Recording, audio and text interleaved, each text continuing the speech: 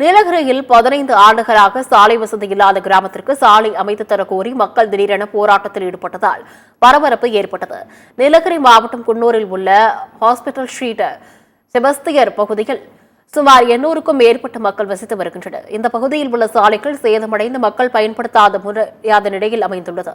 இதுகுறித்து சம்பந்தப்பட்ட அதிகாரிகள் பலமுறை மனு அளித்தும் உரிய நடவடிக்கை எடுக்கப்படவில்லை என தெரிகிறது. இதனால் ஆத்திரமடைந்த மக்கள் உரிய நடவடிக்கை எடுத்து சாலையை சீரமைக்க வேண்டும் என கோரிக்கை விடுத்துள்ளனர். 15 வருஷமாக இந்த இடத்துல நடக்க முடியாத ஒரு சூழ்நிலையா இருக்குது. மழை பெஞ்சினாக்கா ஆத்து தண்ணி பூரா அந்த ரோட்டுக்கு வந்துடுது. குழந்தைங்க ஸ்கூலுக்கு போக முடியறதில்ல. மிலிட்ரிக்காரங்க இந்த வழியில தான் போறாங்க. ஒரு 5 கிராமம் இந்த வழியில தான் வர்றதாக இருக்குது. எவ்வளோ பேர்கிட்ட சொல்லி இது ஸ்டெப் எடுக்க முடியாது இருக்குது. நாங்கள் தாழ்மையுடன் கேட்டுக்கொள்கிறோம். இது நடவடிக்கை எடுத்து எங்களுக்கு இந்த ரோடை நீங்க போட்டு கொடுக்க முடியுமாக உங்களை பணிவுடன் கேட்டுக்கொள்கிறோம்.